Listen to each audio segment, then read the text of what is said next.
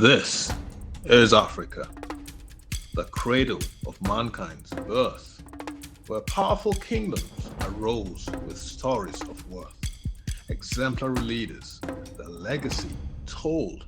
Nkrumah, Mandela, their spirits bold, let courage and dreams unite as one for a brighter tomorrow where greatness is spun. In this beautiful, colorful, and friendly domain, greatness awaits, where hopes shall not wane, where tales of triumph weave a tapestry. Welcome to Today in African History.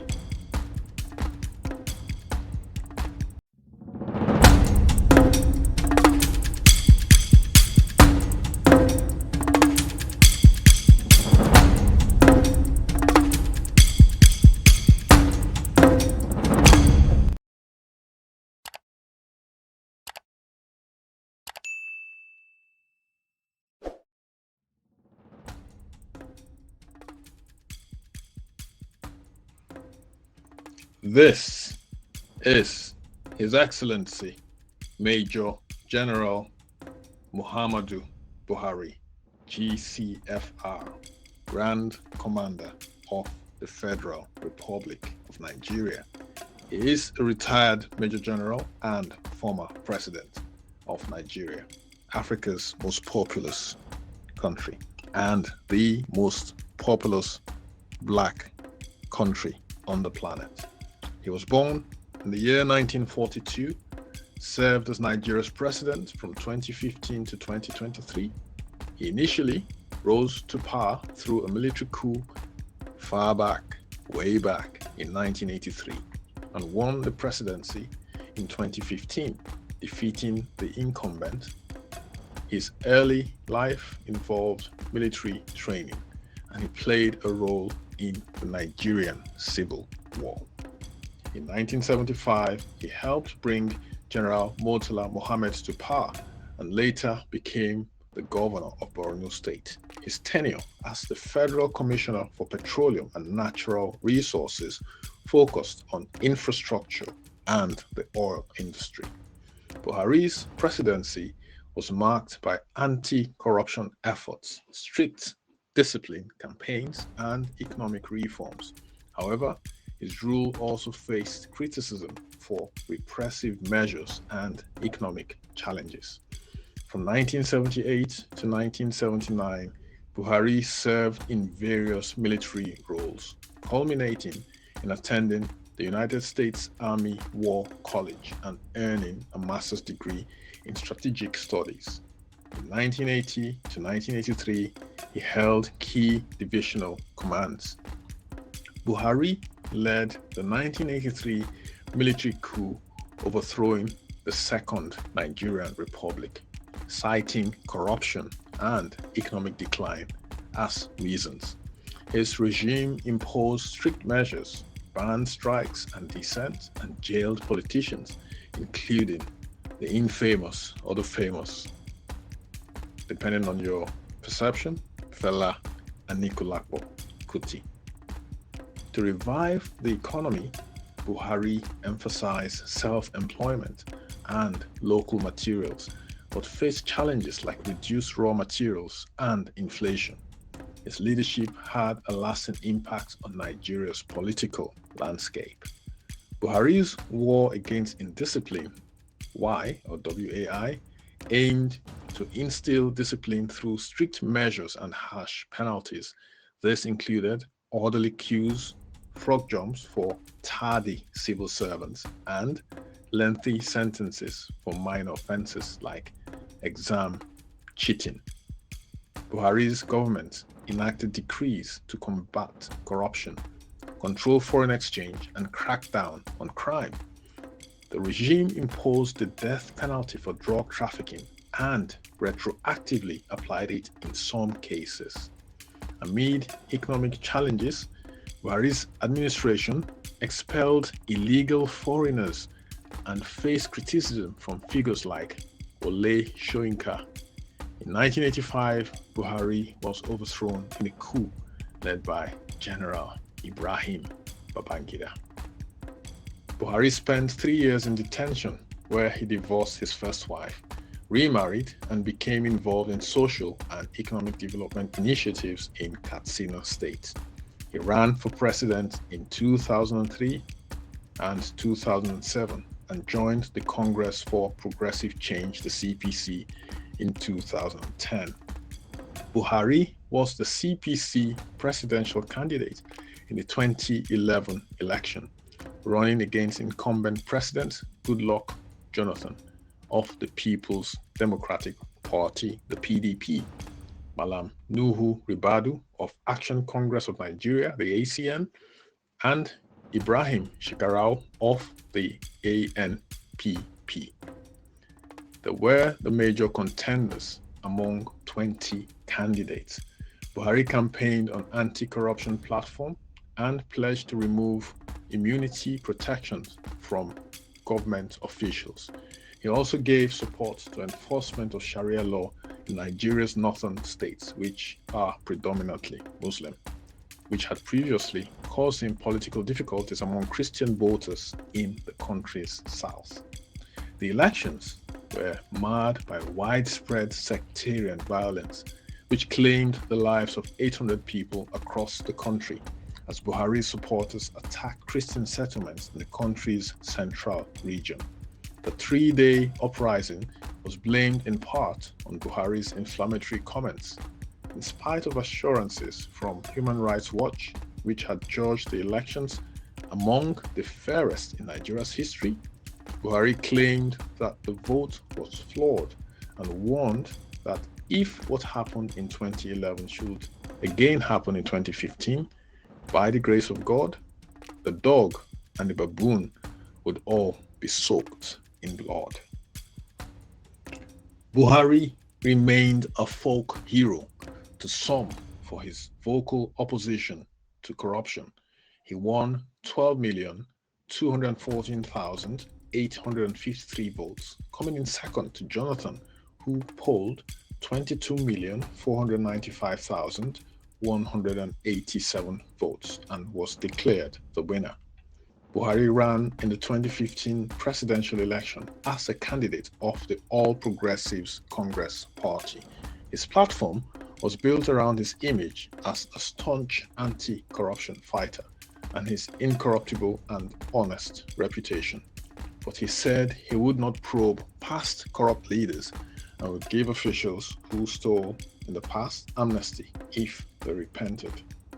In the run-up to the 2015 election, Jonathan's campaign asked that Buhari be disqualified from the election, claiming that he was in breach of the Constitution. According to the fundamental document, in order to qualify for election to the office of the president, a person must be educated up to at least school certificate level or its equivalent. Buhari failed to submit any such evidence, claiming that he lost his original copies of his diplomas when his house was raided following his overthrow from power in 1985. In May of 2014, in the wake of the Chibok girls' kidnapping, Buhari strongly denounced the Boko Haram insurgency. He urged Nigerians to put aside religion, politics, and all other divisions to crush the insurgency. He said is fanned by mindless bigots masquerading as Muslims. In July 2014, Buhari escaped a bomb attack on his life by Boko Haram in Kaduna, north-central Nigeria. 82 people were killed. In December 2014, Buhari pledged to enhance security in Nigeria if elected president. After this announcement, Buhari's approval rating skyrocketed, largely due to Jonathan's apparent inability to fight Boko Haram.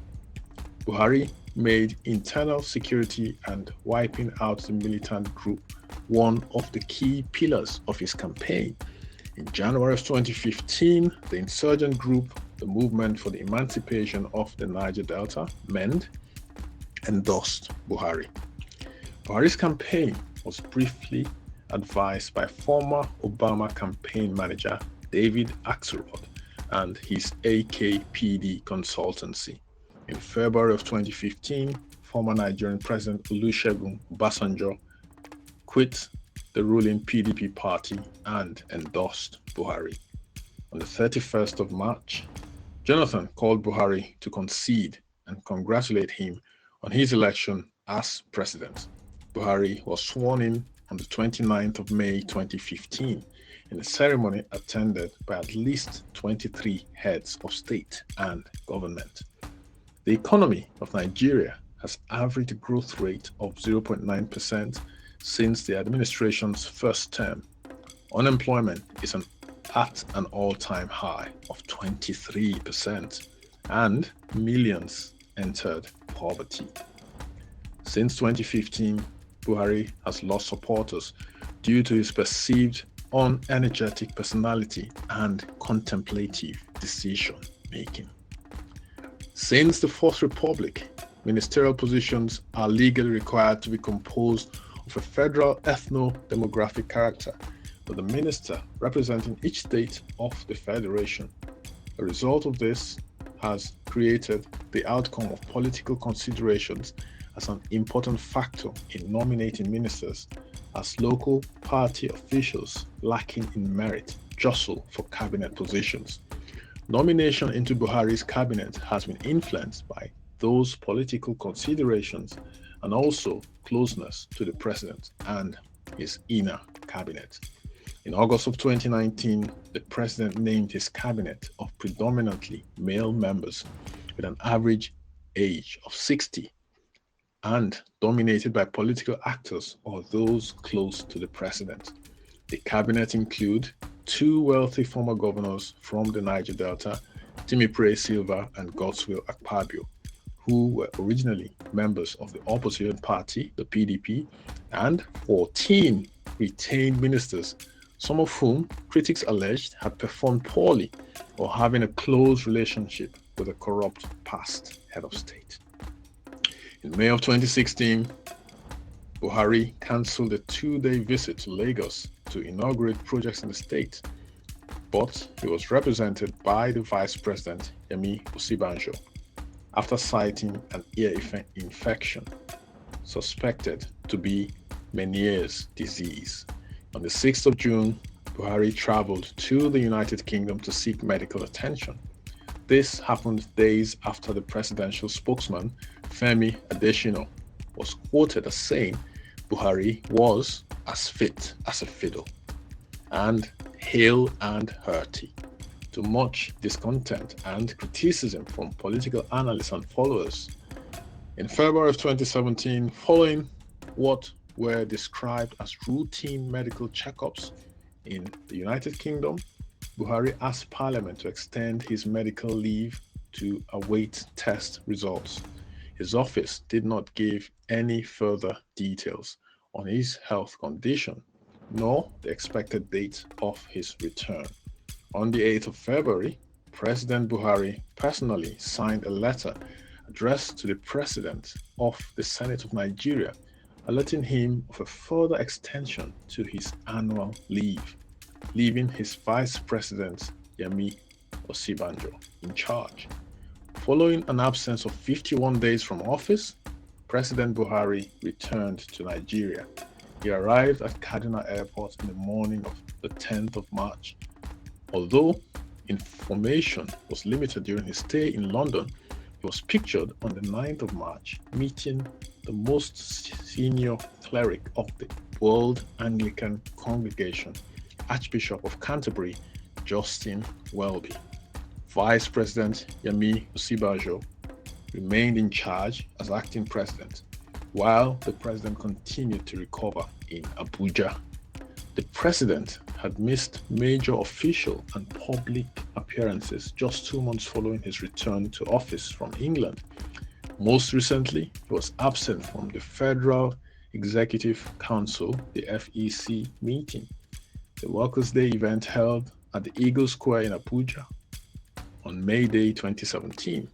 Speculations about the president's health circulated in the public sphere in the days following President Buhari's wishes to work from home, quote unquote.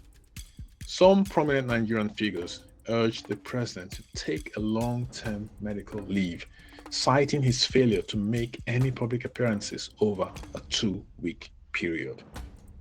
President Buhari again left Nigeria for a reported health check-up in London on the 7th of May 2017. President Buhari returned to Nigeria from his medical leave in the United Kingdom 104 days after leaving on the 19th of August 2017.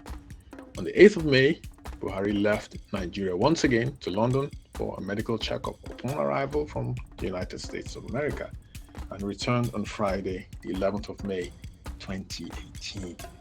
Buhari was an attractive choice to many Nigerians because of a perceived incorruptible character. Once in power, Buhari, who had earlier mobilized supporters in 3 previous elections, was slow to manifest his intention to solve problems he mentioned during his campaign. Determination to initiate his domestic policy agenda while naming of cabinet officials took 6 months, while the passage of the 2016 and 2017 budgets were delayed by infighting. In Buhari's first year in office, Nigeria suffered a decline in commodity prices, which triggered an economic recession. To source funds to close the shortfall in revenue and fund an expansionary capital budget, Buhari traveled to 20 countries seeking loans. Thereby, expansionary budget allocation to finance infrastructure was pushed back to a further date.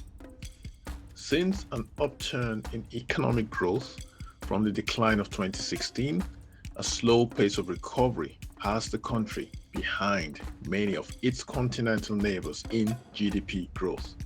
Unemployment levels remain high, and any effort to increase non-oil revenues has not improved, while government deficit spending include a significant portion of its yearly budget dedicated to service debts.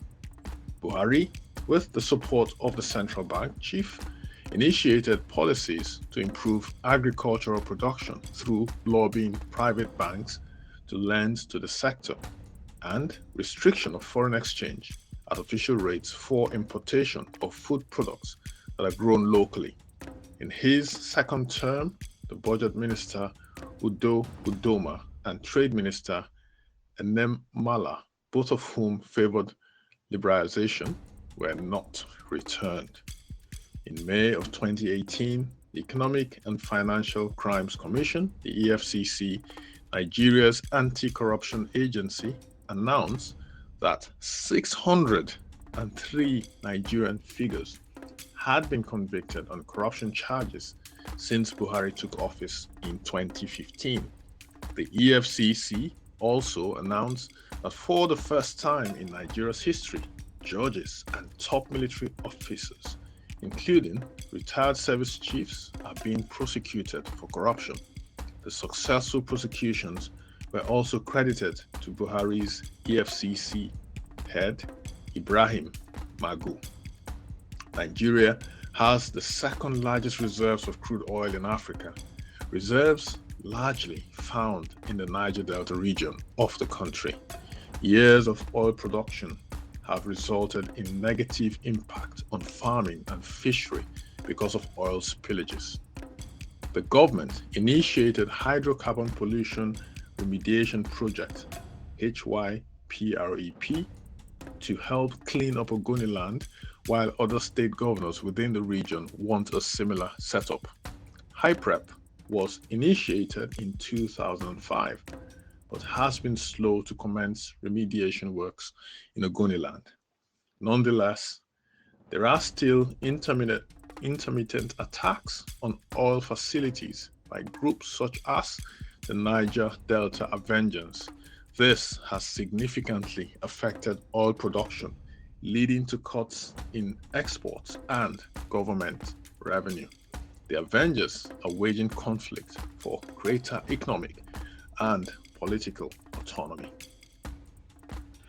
From 2015, the fight against the extremists took a new dimension.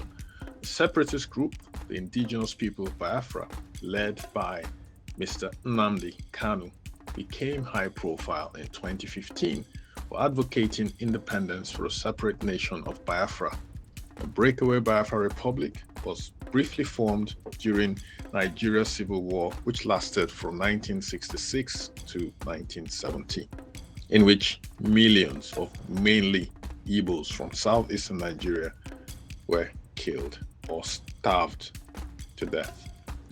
In October of 2015, Kanu was arrested on allegation of treason. His arrest was followed by protests against his detention across many southeastern states.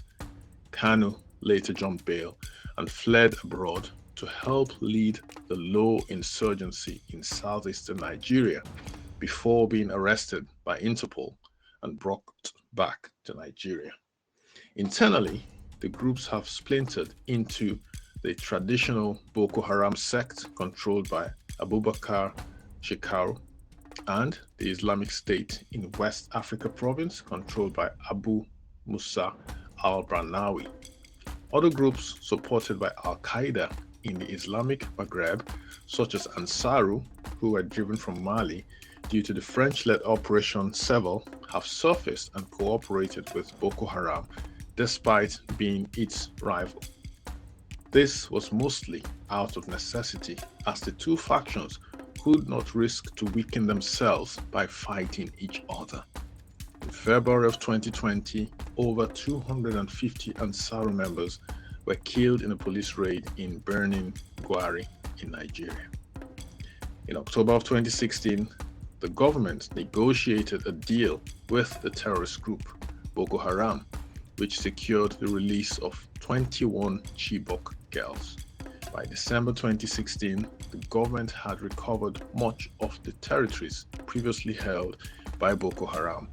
And after the capture of the Sambisa forest, Buhari announced that Boko Haram had been technically defeated.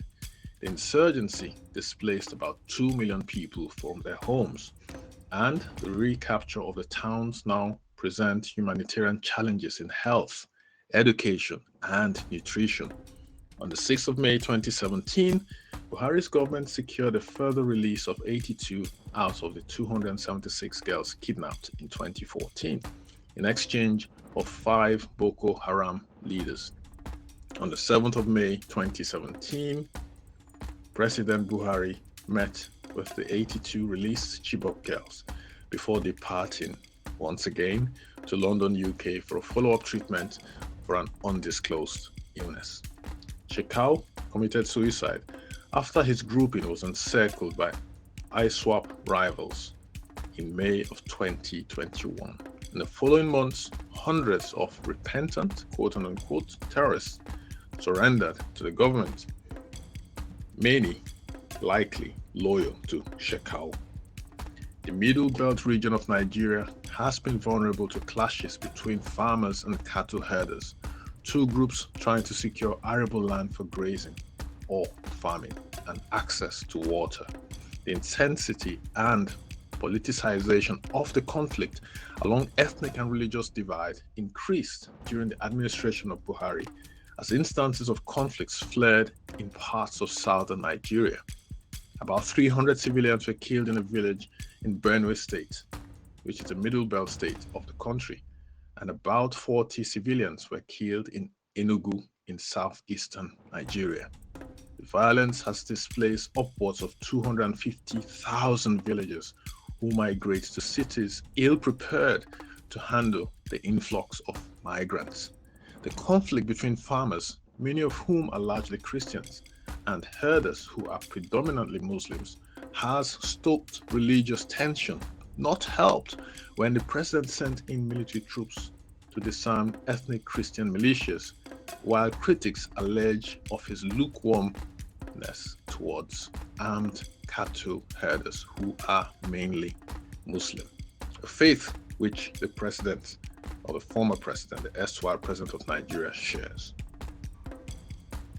The administration's efforts to resolve the conflict led to the National Livestock Transformation Plan to modernize cattle grazing and stabilize the Middle Belt region. In 2017, RUGA, RUGA, an acronym for Rural Grazing Area, but also, interestingly, a word meaning settlement in the Fulani language, which is predominant in northeastern Nigeria, was a proposed solution that came from deliberations of the transformation plan.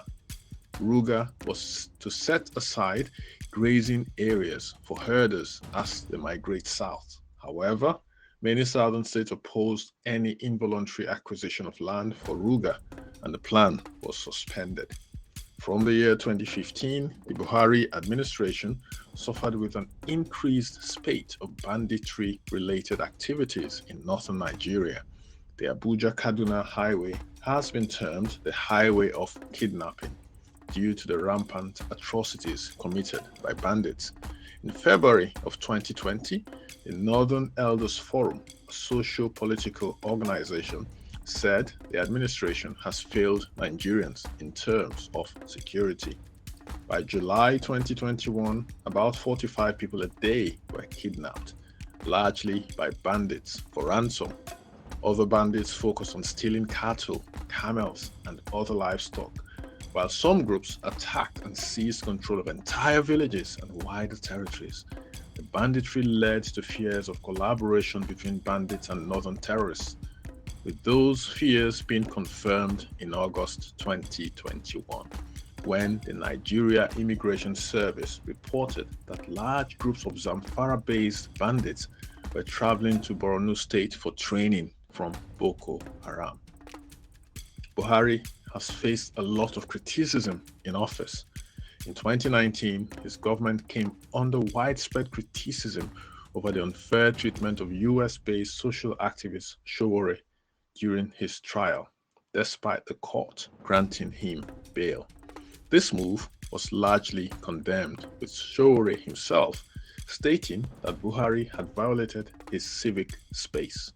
In December 2019, Nigeria's newspaper giants, Punch, stated that henceforth, they would address Buhari's administration as a regime, and subsequently address him as General Buhari, as his military-like administration was a far cry from democracy. They insisted that he was a military dictator, a move that was greeted with mixed receptions on social media. Following the outbreak of the COVID-19 pandemic in Nigeria, Buhari established a presidential task force for the control of the virus in the country. On the 23rd of March, Buhari's chief of staff, Abba Kyari, tested positive for COVID-19, sparking fears that Buhari may have been infected. It was later revealed that Buhari tested negative. On the 30th of March, Buhari announced a 2-week lockdown in Abuja, Lagos, and Ogun. On October 14th, the Presidential Task Force on COVID-19 warned about a potential second wave if the guidelines and protocols are not adhered to strictly. In October of 2020, protests against alleged police brutality of a special police unit of the Nigerian Police Force, the Special Anti-Robbery Squad, also known as SARS, SARS, erupted in Lagos and other major cities of Nigeria. The EndSARS movement, with no centralized leadership beyond the small assembly that organized the initial protests, shares similarities with the 2012 Occupy movement.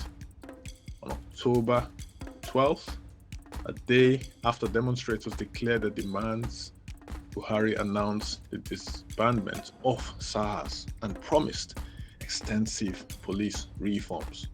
Since independence in 1960, the Nigeria Police Force has been at the forefront of tackling organized crime in Nigeria, with the recent spate of banditry, cultism, drug trafficking, fraud, and kidnapping drastically affecting its personnel capacity, leaving a vacuum for SARS members to exploit and commit extrajudicial killings. On October 13th, Muhammadu, the Inspector General of Police, announced the creation of a new unit, the Special Weapons and Tactics Unit, called the SWAT Unit, to take over the duties of SARS. This move did not satisfy most demonstrators, who expected a substantial overhaul of the police structure. On the 14th of October, the demonstrators continued, with at least 10 protesters being killed and violent clashes occurring between pro-SARS and anti-SARS protesters, with the elite Presidential Guard Brigade intervening in the federal capital. On 12th of June 2021, Democracy Day, there was a deployment of the Nigerian police force and the Nigerian army to the streets nationwide to curb the planned protests by youths. The demonstration of this was to prevent the incident from the EndSARS protests that happened in October of 2020.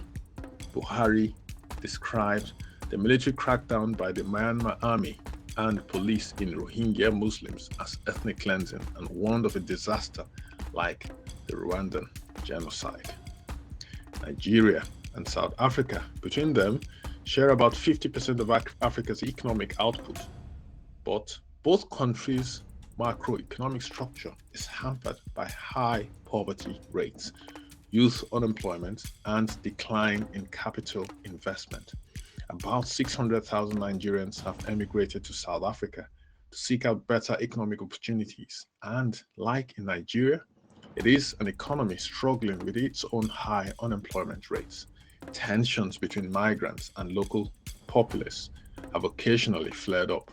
In 2008, 2015, and in 2019, the last resulted in the violence between migrants, including Nigerians and South Africans. The leaders of both countries met in early October of 2019 to discuss measures to improve the relationship between both countries, which has been affected not only by anti-migrant violence in South Africa, but issues about profit repatriation by South African firms operating in Nigeria. Buhari is the first president to call for a global treaty to end violence against women and girls. Kudos to him for that.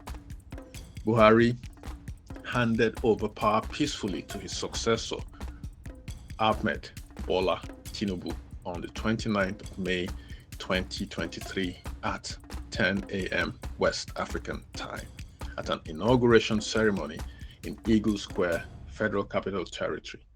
He left the seat of power in Abuja, the capital of the Federal Capital Territory, immediately after the handover ceremony, and in keeping with the tradition of past heads of state and presidents, he returned to his home state of Katsina State in north-central Nigeria, where he was received by state and traditional dignitaries before evidently retiring to his farm and family seat in the town of Daura.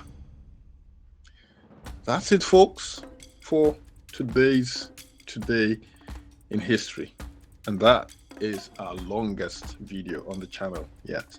I thought I would talk a bit more about Nigeria's former president. This man has shaped and affected the lives of hundreds of millions of Nigerians as a two-time civilian president and also as a military president. So this is someone that millions of people, not just Nigerians around the world, are familiar with. So hopefully we have learned a bit more about this president, this controversial figure, loved by millions and hated by millions as well. What is your take on the former president of Nigeria, Muhammadu Buhari? Drop your comments in the comment section. Thanks for dropping by. If you do like what we're sharing here, give us a like. So click the like button, share the video, subscribe to the channel as well, and we shall see you next time. That will be tomorrow, December 18th. Thanks for dropping by. Stay safe. Till tomorrow. Bye-bye.